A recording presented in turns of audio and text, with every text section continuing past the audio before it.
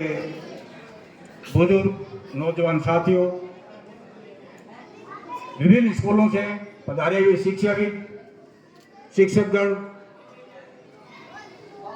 मेरे विद्यालय के समस्त स्टाफ सदस्य और प्यारे विद्यार्थियों,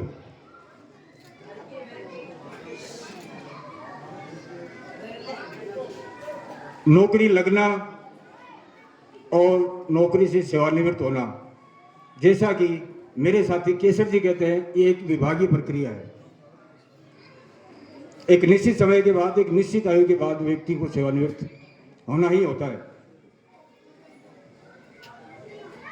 मैं अगर मेरी बात करूं तो लगभग 35 साल की मेरी सरकारी सेवा, 3 साल अनुदानित विद्यालय की सेवा है और इस 35 साल की सेवा में मुझे कभी किसी प्रकार की कोई परेशानी नहीं हुई। कभी मैंने ये महसूस नहीं किया कि यहाँ अपने को मुश्किल है। चाहे 3 साल की मैंने अनुदानित विद्यालय में सेवा की हो या 35 साल की सरकारी सेवा की हो, सभी स्टाफ के सदस्य, मेरे अधिकारीगण हमेशा ऐसे मिले। मुझे कभी ऐसा महसूस नहीं हुआ कि अपने को यहाँ पर कोई दिक्कत आएगी। मैंने प्रारंभिक सेवा सेकंड ग्रेड में सरदार सर से शुरू की, 5 साल रहा। उसके बाद में 3-4 महीने बागरोदा रहा, फिर 2 या 3 महीने में दूध वगैरह रहा, 2.5-3 साल बागला स्कूल रहा, करीब 3-3.5 साल में डाइट में रहा और उसके बाद 13 साल में बेसवा रहा और 10 साल में इस विद्यालय में अपनी सेवाएं दे रहा हूँ।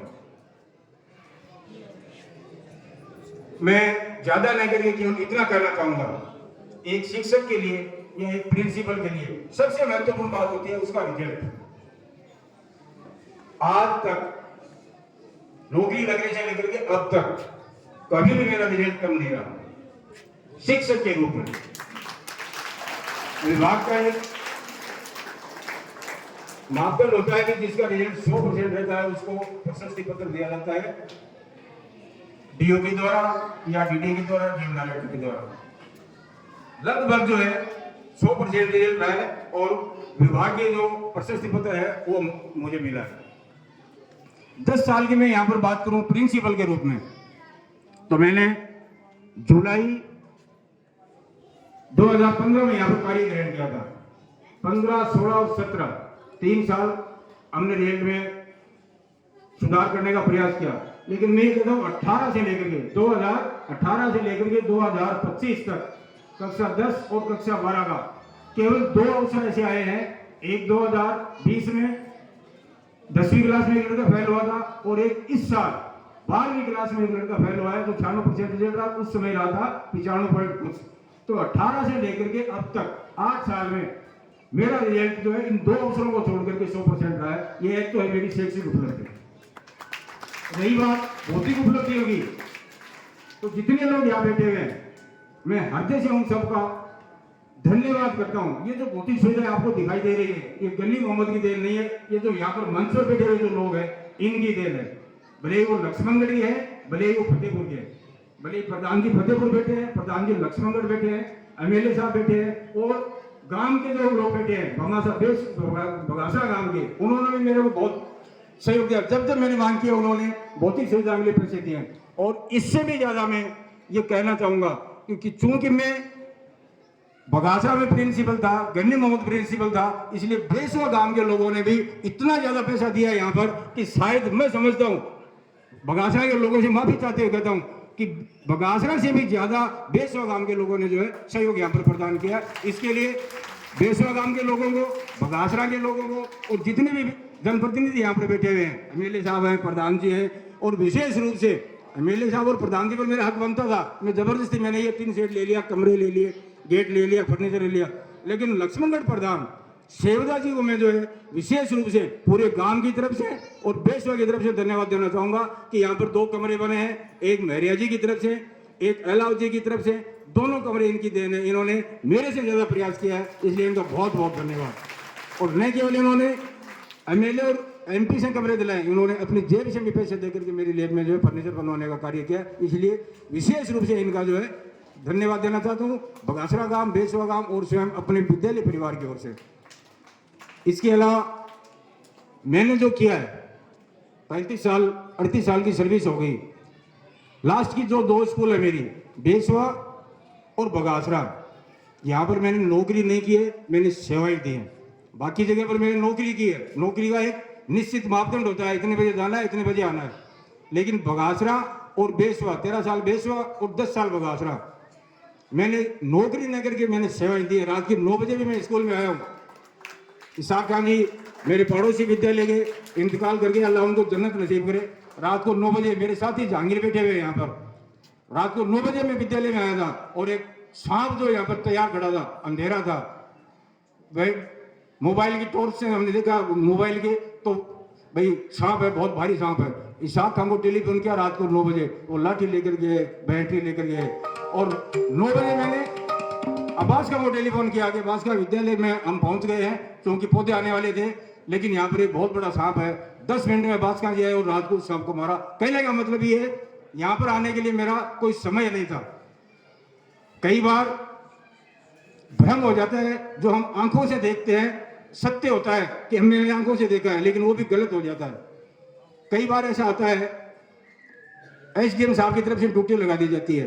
एक बार एसडीएम साहब ने मेरी बूथ के ऊपर जो है निरीक्षण के लिए ड्यूटी लगा दी, करीब 15 दिन, और मेरे को 15 दिन स्कूल में नहीं आना था, मेरे को 15 दिन उन बूथों पर ही जाना था और वहां पर आम सभा करके जो है वोट जोड़ने के लिए काम करना था। हमारे ही साथी गांव के लोगों ने ये महसूस किया कि क्या गन्नी जी तो कभी तो 11 बजे आ रहा है, कभी 9 बजे जा रहा है।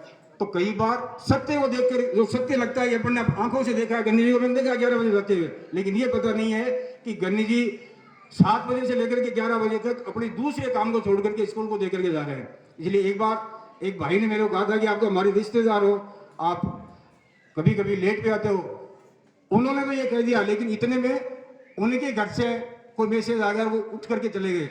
मेरा जवाब नहीं, उस समय वो कागज मेरी जेब में था कि एसडीएम साहब ने मेरी ड्यूटी नबीपुरा, भींचरी, लावड़ा और जो फतेहपुर लगा रखी है, मैं यहाँ बैठा हुआ हूँ, वो विदाउट ड्यूटी बैठा हुआ हूँ, इसलिए बैठा हूँ कि मैं बगासरा का हूँ, मैं बेसवा का हूँ, इसलिए।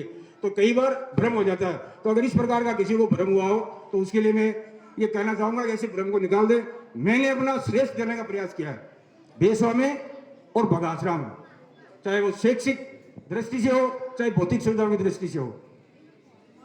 लेकिन कोई भी व्यक्ति पूर्ण नहीं होता है। अगर कोई ये कहे कि मैं तो अपने आप में पूर्ण हूं, तो वो तो फरिश्ता है फिर, या वो तो देवता है। मैंने अपना श्रेष्ठ देने का प्रयास किया, अच्छा करने का प्रयास किया, फिर भी कोई कमी रही है, हो सकता है कमियां रही हो, कमी रही होंगी।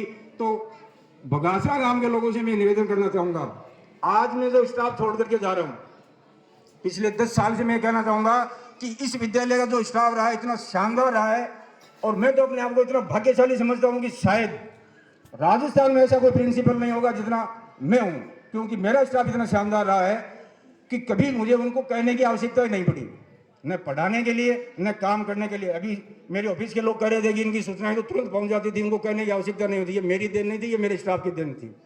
आज मैं बगासरा गांव के लोगों को कहना चाह रहा हूं कि आज जो स्टाफ यहाँ पर है बहुत शानदार स्टाफ है, बहुत ही विद्वान शिक्षक है।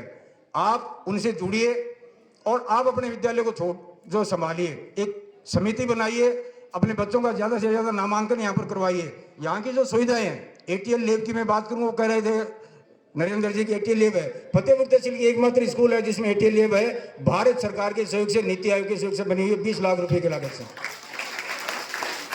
साइंस की जो लैब है, शानदार लैब है।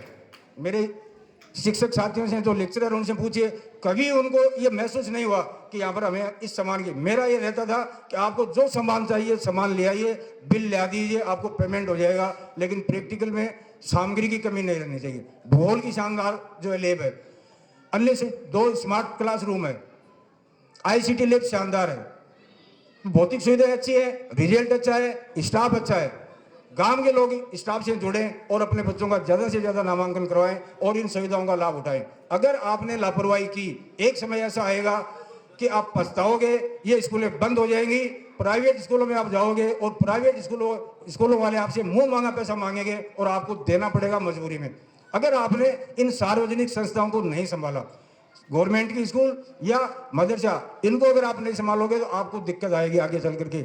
और ये बात बगासरा के लिए नहीं, सभी गांवों के लिए है। इसलिए सबसे पहला काम है हमारे बच्चों को शिक्षित करना। भले ही आप अपनी शादियों में खर्चा कम कर दीजिए, घरों में मकान बनाने में खर्चा कम कर दीजिए, और मैं तो ये कहता हूँ कि भले 2 वक्त के बजाय 1 वक्त भोजन करिए, लेकिन अपने बच्चों को पढ़ाइए और ये जो गवर्नमेंट की संस्थाएं, सार्वजनिक संस्थाएं, इनको आगे बढ़ाइए। इसी के साथ एक बार आए हुए तमाम मेहमानों का, तमाम रिश्तेदारों का, तमाम लोगों का, बेसवा से, बेंचरी से, बगासना से, जितने भी लोग आए, शिक्षाविद ब्रह्मदत्त जी मुझे बैठे सामने दिखाई दे रहे, तो सबका मैं अपने हृदय की गहराइयों से धन्यवाद देता हूँ। आपने समय निकाला और मेरे जो मानव सम्मान के लिए जो है इस तरह का कार्यक्रम आयोजित किया, स्टाफ के सदस्यों को बहुत बहुत धन्यवाद। एक बात मैं कहना चाहूँगा, मेरी इच्छा ये थी कि जैसे नॉर्मली मैं आता हूँ वैसे आऊँ और 1 बजे यहाँ से चला जाऊँ, लेकिन ये जो कार्यक्रम हो रहा है, ये जो सारा हुआ है, ये मेरे स्टाफ की वजह से हुआ है, क्योंकि स्टाफ वालों ने बिल्कुल ही मानने से मना कर दिया कि हम तो जो हमारा काम है वो करेंगे, अब आप करोगे तो फिर तो मुझे भी करना पड़ेगा। तो इसलिए ये जो किया है, इस सब के लिए आप सभी को, स्टाफ सदस्यों को, जितने लोग बैठे हुए हैं, जो आए और चले गए, उन सबको दिल की गहराइयों से धन्यवाद। जय हिंद, जय भारत, शुक्रिया, जय हिंद।